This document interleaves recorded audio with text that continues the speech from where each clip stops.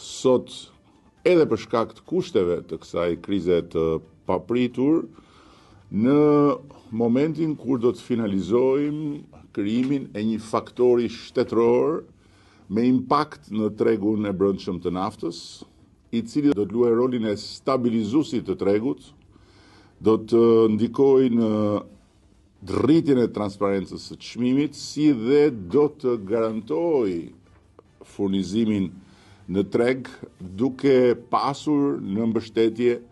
një kapacitet shumë të rëndësishëm, siç është garancia sovrane. Pra, besoj shumë se ky do të jetë një moment kthese për të përmbushur edhe një tjetër ambicie dhe zotim të marrë menjëherë me nisjen e mandatit 4 që nafta që tregtohet në Shqipëri të jetë një produkt në një nivel të pandikuar kaq fort nga luhatjet në tregjet ndërkombëtare. Dhe kjo është plotësisht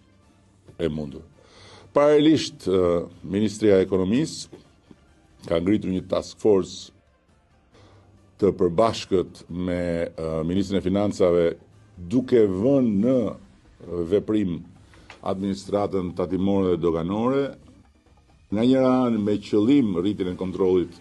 në tregun e hidrokarburave dhe parandalimin e çdo rritje abuzive të çmimeve të karburanteve, dhe nga ana tjetër për të studiuar me shpejtësi edhe një ndikim mbi fenomenin abuziv të rritjes së çmimit të ushqimeve. Ky grup operacional do të fokusohet me një plan të detajuar në të gjithë zinxhirin e tregtimit të karburanteve, si në shumicë ashtu edhe në pakicë, ndërsa çmimet do të jenë nën monitoring vazhdueshëm nga institucionet përkatëse. Po ashtu, projekt ligji për rezervat strategjike të naftës është tashmë në konsultim publik. Përkon me këtë situatë, po është një nisëm e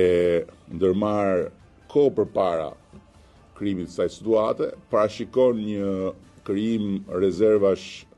që shtrihet nga 1 në 3 muaj të naftës, por